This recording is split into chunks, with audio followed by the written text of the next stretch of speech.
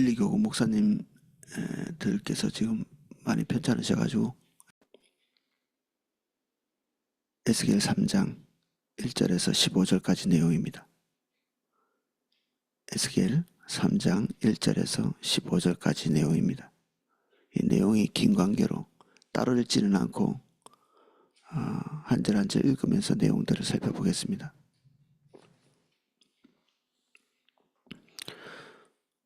3장 1절입니다. 또 그가 내게 이르시되 인자야 너는 발견한 것을 먹으라.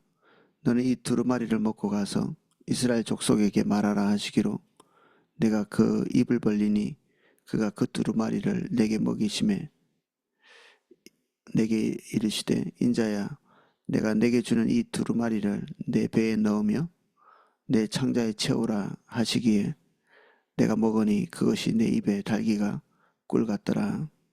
이 두루마기는 어제 같이 설명한 것 같이 하나님의 말씀이 기록되어 있는 그리고 하나님 말씀 그 자체라고 볼 수도 있습니다.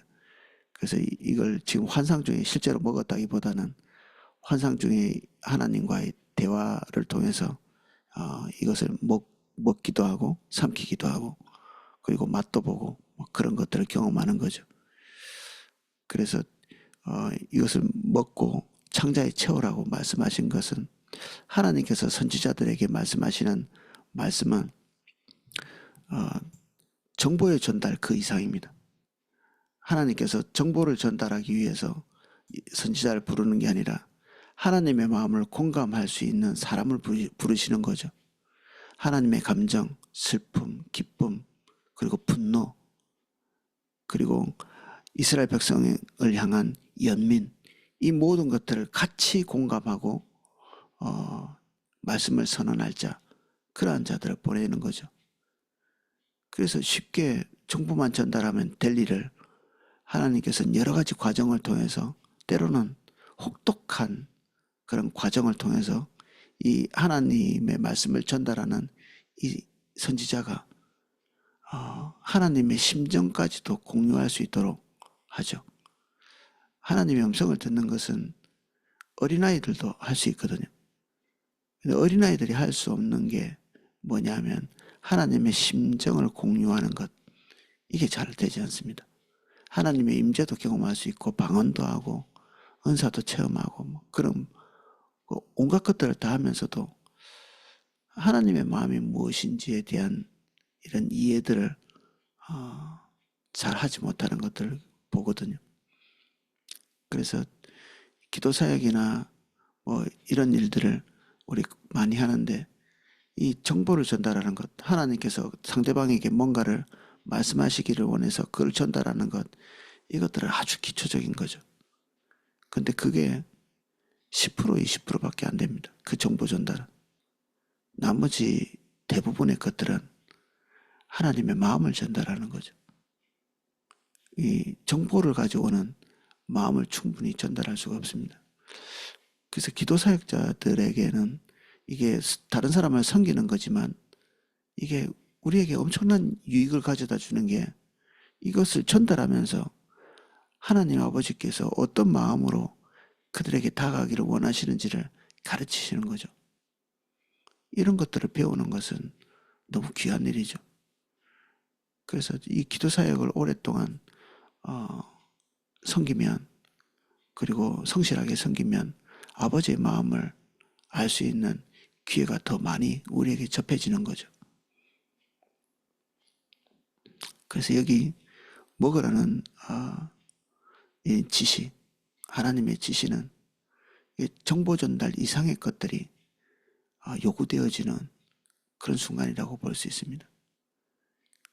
내 말을 내 입에 넣었다. 이 예레미야에게 하나님께서 하신 말씀이거든요. 하나님께서 그 입술에 손을 대고 하나님의 말을 입에 넣었다. 이거는 듣고 전달하는 그 이상의 의미를 가지고 있죠. 하나님께서 직접 말씀하시는 거나 진배 없이 그렇게 하시는, 우리 인간이 하나님의 일을 대리하기 위해서 그리고 하나님의 형상대로 지음받은 이유는 하나님께서 행하시고자 하는 모든 일들의 대리자가 되는 거죠. 피조세계에 그렇습니다. 인간에게도 그렇고 당연히 하나님의 백성이나 하나님의 백성이 아니거나 그리고 피조세계 모든 피조물들에게 하나님의 의중을 전달하는 그런 존재가 인간이죠. 여기 하나님의 일을 하기 위해서 하나님의 메시지를 전달하기 위해서 부름받은 이 에스겔이라고 하는 한 인간, 그 인간이 하나님의 대리자가 되려면 아버지의 마음을 먼저 공감해야 되는 거죠. 정보 전달은 지극히 의미가 적습니다.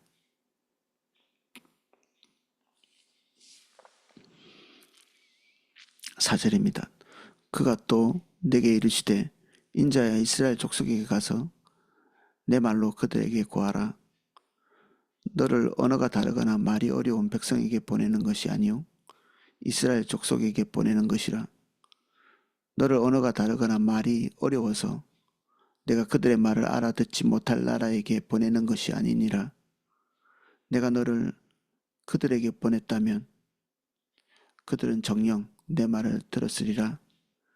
이 말씀을 읽을 때 너무 황송하죠. 이스라엘 백성들이 어떤 처지에 있는지를 하나님께서 알고 계시는 거죠.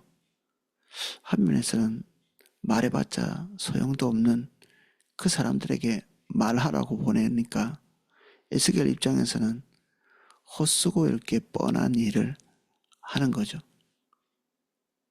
그렇게 해야 되는 이유는 성과를 위해서 하시는 것이 아니라 하나님의 연민을 같이 담기 때문에 할 수 있는 거죠. 우리는 보통 일을 보람으로 많이 하거든요. 보람. 다른 세속적인 목적들보다는 훨씬 깨끗한 목적이라고도 볼 수 있는데 사실은 하나님의 일은 보람으로 해서는 안 됩니다. 그래서 성과가 나지 않으면 보람이 없어서 그만둡니다. 뭐 이렇게 얘기하면서 그 일을 단념하거나 포기할 수 있거든요. 저도 그 보람의 늪에 빠져가지고 뭔가 헛수고 된 것 같은 느낌이 들 때는 다 그냥 힘이 빠져가지고 아무 일도 못하는 학군단이나 이런 것들 YMC 섬길 때 어떨 때는 예기치 않게 이렇게 모든 것이 취소되거나 열심히 섬겼는데 섬기는 것만큼 어떤 결실이 나오지 않을 때 그냥 안 하고 싶은 생각이 들죠. 이게 보람의 늪이죠. 보람. 우리는 하나님께서 말씀하셨기 때문에 하나님과의 관계 안에서 그 일 하는 것 자체가 영광이고 또 이게 영적인 생물들이 그렇게 하는 것처럼 주님께서 말씀하신 그것 자체가 우리에게 가장 중요한 의미라서 일하는 거죠. 듣든지 아니 듣든지 그리고 성과가 있든지 없든지. 그래서 씨를 뿌리거나 물을 주는 것은 하나님께서 말씀하신 거기 때문에 사도 바울은 자신의 소명으로 이해했습니다. 대신에 열매 맺는 것은 하나님의 일이기 때문에 그것을 주목하지 않으려고 노력했던 걸 볼 수 있습니다.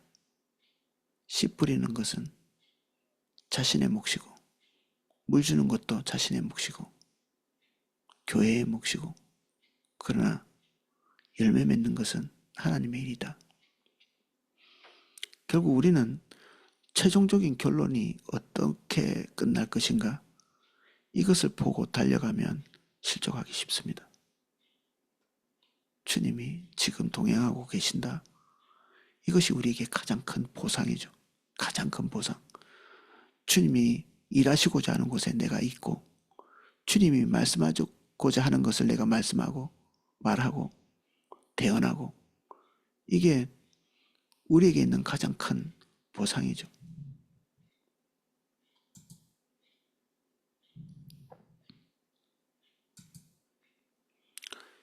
6절을 우리가 보면 금방 생각나는 사람이 있죠.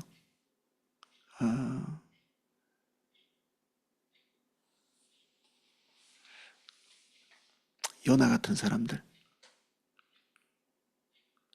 하나님께서 니느웨로 가라고 말씀하셨을 때 그렇게 가기 싫어가지고, 그래서 사흘 길을 니느웨를 관통해서 하나님의 말씀을 전하려면 최소한 여기저기 전하지 않고 일직선으로 가도 사흘 길이 걸리는데 그냥 한나절 전하고 모든 걸 집어치워버리는, 가능하면 회개하지 않았으면 좋겠다, 뭐 그런 심보죠.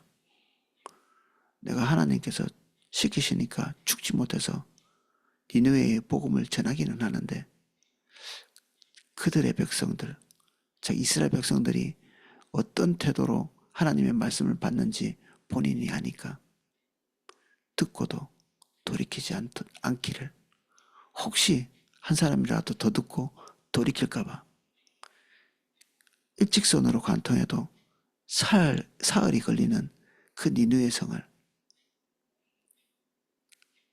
하루에 반나절에 그냥 사역으로 그냥 집어치워버리는, 설마 회개하고 돌이킬까? 선지자로서 하지 말아야 될 모든 것을 다 갖추고 있는 존재. 그 본국에서는 그렇게 사역하지 않았거든요. 열매가 있으나 없으나 성실하게 섬겨온 요나가 니느웨에서는 그야말로 이 불순하기 짝이 없는 사역을 한 거죠. 근데 충격적이게도 왕부터 그 말단 백성까지, 심지어 짐승까지 금식하고 베옷을 입고 회개하는 일이 일어났죠. 딱 여기서 보는 것처럼 그렇죠. 이게 예수님께서 경험하신 일도 비슷하게 해당되죠. 이방인이라고 할 수 있는 그 로마 군병 백부장, 내 집에 들어오는 것도요, 내가 감당치 못하겠으니까 말씀만 하십시오. 예수님의 평가가 그렇잖아요. 이스라엘 어디서도 이 백부장만한 믿음을 보지 못했다. 예수님이 충격받으신 것 같죠. 예수님의 평가가 그렇습니다. 그래서 이스라엘 백성들이 도덕적으로나 종교적으로 더 훌륭하거나 대단해서 하나님의 선택을 받은 것이 아니죠. 어쩌면 가장 몹쓸 자질을 가지고 있는 존재들이기 때문에 하나님의 긍휼과 사랑을, 뭐 이 정도의 인간들이 구원받으면 나머지 모든 열방은 구원받아야 되는 거죠. 그래서 이스라엘 백성들에게 보냄받은 이 에스겔이 도리어 더 극악한 환경으로 보냄받았다는 사실을 암시해 주는 겁니다. 앞으로 그가 맞이하게 될 사역적 고통, 고난, 이런 것들을 암시하기도 하고요. 7절입니다. 그러나 이스라엘 족속은 이마가 굳고 마음이 굳어 내 말을 듣고자 아니하리니 이는 내 말을 듣고자 아니함이니라. 이스라엘 백성들이 에스겔의 말을 듣기 싫어하는 게 아니라 하나님의 말을 듣고 싶어 하지 않는 거죠. 보라, 내가 그들의 얼굴을 마주 보도록 내 얼굴을 굳게 하였고 그들의 이마를 마주 보도록 내 이마를 굳게 하였으되 내 이마를 화석보다, 이 화석은 굉장히 강도가 높은 돌인데 이 화석을 가지고 부싯돌을 만들거나 아니면 그 할례에 필요한 칼을, 돌로 된 칼을 만드는 그런 재료가 쓰이는 그 쇠처럼 다루어지는 아주 단단한 돌이죠. 이게 이스라엘 백성들의 이마를 나타내는 겁니다. 이스라엘 백성들의 마음이 그만큼 단단하다. 근데 하나님께서는 에스겔의 마음을 그거보다 더 굳은 금강석 같이 하였으니 그들이 비록 반역의 족속이라도 두려워하지 말며 그들의 얼굴을 무서워하지 말라 하시니라. 화석도 단단한데 금강석은 우리가 잘 알고 있는 다이아몬드를 얘기하는데, 다이아몬드는 뭐 지구상에 있는 물질 중에 가장 단단하죠. 결정이. 그래서 그들이 화석이면 너는 다이아몬드로 만들어주마. 이스라엘 백성들은 한 번 품은 뜻을 바꾸지 않죠. 초지일관, 의지의 화신. 어떤 성경에는 하나님께서 무너뜨리시면 우리는 거기에 다시 세울 것이다. 아주 이거 몹쓸 의지. 우리는 불굴의 의지 너무 좋아하잖아요. 근데 신앙생활은 불굴의 의지와 별로 상관없는 거거든요. 은혜는 불굴의 의지와는 좀 다른 것입니다. 오히려 하나님께서 하나님의 백성들에게 기대하는 것은 그들이 결정하고 마음을 먹었을지라도 하나님께서 오셔서 얘기하실 때 그 뜻을 바꿀 수 있는 존재, 살 같은 마음, 하나님께서 기대하시는 것은 그런 것들이죠. 한번 결정하면 절대로 바뀌지 않는, 세상 사람들은 그런 것들 추구하고 우러러볼지 모르지만 아주 몹쓸게 되는, 우리 의지는 하나님께서 주신 것인데 지성도 똑같죠. 하나님께서 지성도 주시고 감정도 하나님께서 주신 거죠. 이 인격의 3요소, 의지, 감정, 지성, 이 세 가지가 다 도구에 불과한데 이것이 우리를 인도하는, 마치 이렇게 영원한 인도자인 것처럼, 어떤 사람은 의지력이 강해서 거기에 질질 끌려다니고 어떤 사람은 지성이 조금 탁월해서 거기에 질질 끌려다니고 어떤 사람은 감정이 예민해서 그 감정에 질질 끌려다니는, 다 쓸모없는 일에 끌려다니면서 그것이 세상의 전부인 것처럼 하나님의 말씀은 그 모든 것 위에 계셔야 되는 거죠. 여기에 이스라엘 백성들의 심각한 상태는 그 인격이 변하지 않는 것입니다. 인격이 변하지 않는 것은 어마어마한 노력이 필요한 거죠. 결정하고 결심하고 그리고 그것만 바라보는 힘, 관성. 운동법칙에 관성이 있잖아요. 움직이려고 하는 것은 계속 움직이려고 하고 멈춰있는 것은 계속 멈추려고 하는 이런 관성. 이스라엘 백성들이 가지고 있는, 웬만하면 움직이지 않으려고 하고 그의 뜻대로 가고 있는 길은 웬만하면 멈추지 않으려고 하는 이런 관성을 가지고 있는 그 백성들을 상대해서 말씀을 전하기 위해 하나님께서는 화석보다도 더 강력한 금강석 같은 단단함을 에스겔에게 주시겠다고 하시는 것입니다. 10절입니다.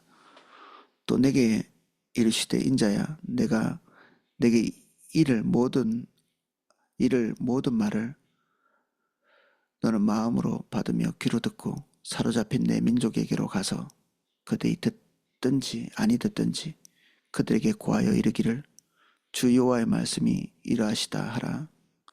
예레미야의 말은 재앙이 닥치기 전에 주신 말씀이잖아요. 어떤 면에서는 재앙을 믿지 않을 수도 있죠.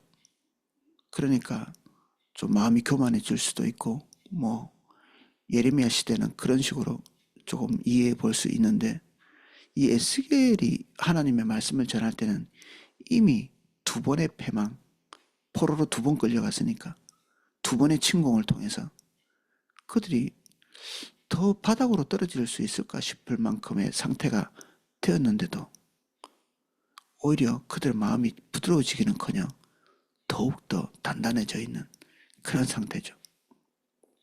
그래서 에스겔의 사역지는 이미 포로로 끌려가 있는 이스라엘 백성, 그 가운데서 지금 이루어지는 거거든요. 당연히 앞으로 남아있는 완벽한 몰락이 기다리고는 있죠. 아주 이렇게 밑둥을 잘라내고 난 다음에 조금 남아있는 한 줌의 뭔가처럼 고국에 아직도 찌꺼기처럼 남아있는 사람들이 있기는 했지만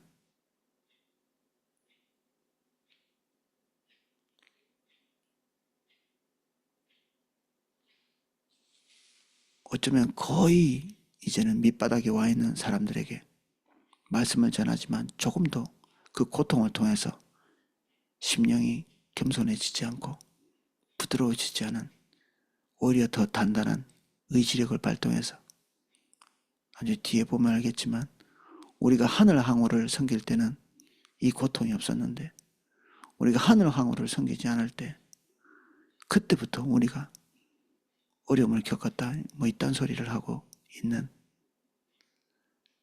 이게 고통이 사람을 부드럽게 만들면 이게 하나님의 은혜죠. 근데 고통 그 자체가 사람을 부드럽게 만들지는 못하는 걸 볼 수 있죠.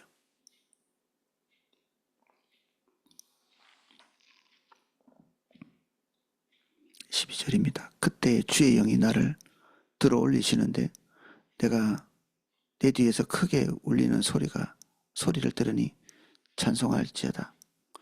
여호와의 영광이 그의 초소로부터 나오는도다 하니 이는 생물의 날개가 서로 부딪히는 소리와 생물 곁에 바퀴 소리라 크게 울리는 소리더라. 지금 말씀하고 계시는 이 하나님이 영광받아 마땅하고 세상의 역사를 주관하고, 그리고 지금 말씀하고 있는 분이 어떤 분이신지를 다시 환기시켜야 되죠. 우리는 하나님의 음성을 들을 때 우리에게 말씀하시는 그분이 누구인지를 반복해서 확인할 필요가 있습니다. 포도나무 교회는 하나님과의 친밀함을 강조하는 교회라 하나님이랑 친해져야지 그런 목표를 두고 계시는 분이 많은데, 너무나 올바른 방향성임에도 불구하고 그 친밀함이 하나님을 우리 수준으로 격화시키는, 아버지하고 내가 친하다고 아버지와 내가 같은 위치는 아니잖아요. 하나님과 내가 친밀한 관계를 가져야 된다고 하나님이 우리와 같은 분은 아니거든요. 말로 형언할 수 없는 격차를 가지고 계신 분이 하나님이십니다. 말로 형언할 수 없이 큰 격차, 하나님과 우리 사이에 있는 그 격차죠. 그래서 친밀함이 하나님이 누구이신지를 오히려 가려버리는 그런 일이 있으면 안 됩니다. 우리와 관계를 가지러 오시는 분이 누구인지를 알아야 되죠. 그래서 감히 거절할 수 없고 거부할 수 없고, 그리고 더디게 반응할 수 없는 것입니다. 감히. 헨리 블랙가비 목사님이 우리에게 가르쳐준, 하나님이 우리에게 뭔가를 말씀하시면 우리가 갈등해서 고민하고 드디어 하나님의 말씀대로 하기로 결정해서 하나님을 경험하는 이런 구조. 근데 어떻게 감히 갈등할 수 있습니까? 갈등? 하나님을 잘 모르니까 갈등하는 거죠. 하나님의 말씀이 우리가 가지고 있는 생각과 비교할 수 없이 더 고귀한 가치임을 이해하지 못하니까 갈등하는 거죠.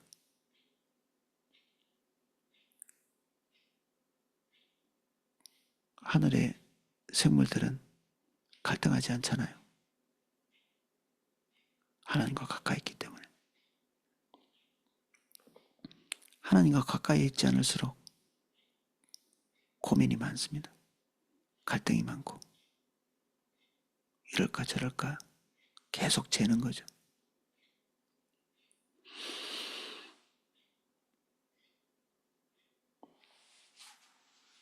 14절입니다. 주의 영이 나를 들어 올려 데리고 가시는데 내가 근심하고 분한 마음으로 가니 여호와의 권능이 힘있게 나를 감동시키시더라.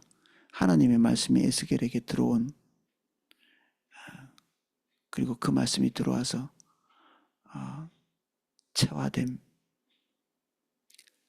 그리고 자기 것이 되면서 아버지의 마음을 가지고 앞으로 닥칠 그 이스라엘의 운명을, 그리고 자기 자신의 운명과, 그리고 하나님의 마음에 대한 공감, 이런 복잡한 것들이 근심과 분한 마음으로 나타나는 것이죠. 말씀이 우리에게 안식과 평온을 가져다 주기도 하지만 그것은 하나님께서 그것을 결정하실 때 그런 거죠. 어떨 때는 하나님의 말씀이 뼈를 녹이는, 이걸 어떻게 말하지? 에스겔의 고민도 그런 것이죠. 곱고 좋은 말씀이 아니라 재앙과 심판, 마지막을 선언하는, 예레미야도 비슷했죠. 입만 열면 강포, 이렇게 포악한 말을 이렇게 해야 되는, 이게 예레미야의 말을 듣는 백성들의 반응이었죠. 저 인간은 입만 벌리면 포악한 말을 입에서 낸다. 심판, 저주. 그래서 너나 당해라, 이런 비유를 하는, 예레미야가 선언한 딱 그 말을 딱 뒤집어 가지고 네가 그렇게 될 거라. 그건 우리에게 주신 말이 아니라 너나 그렇게 당해라, 이렇게 얘기하는. 앞으로 딱 이것은 에스겔에게 닥칠 일들이죠. 이에 내가 데라빕에 이르러 그 사로잡힌 백성 곧 그발강 강가에 거주하는 자들에게 나아가 그 중에 두려워 떨며 7일을 지내니라. 즉각적으로 말씀을 전하지 못하고 그 말씀에 눌려서 두려워 떠는 아버지의 마음을 이해하고 있고 하나님의 결정을 미리 보고 있고 이스라엘의 운명을 내다보고 있는 선지자의 어쩌면 자연스러운 태도라고 볼 수 있겠죠. 예, 오늘은 여기까지 살펴보겠습니다. 기도하겠습니다. 주님, 하나님의 말씀이 극히 무거워서 우리가 그 말씀을 지는 것이 한면에서는 고통이고 그리고 한면에서는 재앙 같은 일일 수 있습니다. 그러나 우리가 다른 길을 찾을 수 없고 우리가 감히 갈등할 수 없는 것이 하나님의 말씀입니다. 우리에게 주의 마음을 납득하게 하시고 공감하게 하시고 주의 길을 알리실 때 우리로 즉시 온전히 반응할 수 있도록 은혜를 주십시오. 무게를 이길 수 있도록 힘 주십시오. 고난이 없어지는 것이 아니라 십자가를 피해가는 것이 아니라 능히 감당할 수 있도록 우리에게 큰 은혜가 필요합니다. 능히 감당할 수 있는 은혜를 주십시오.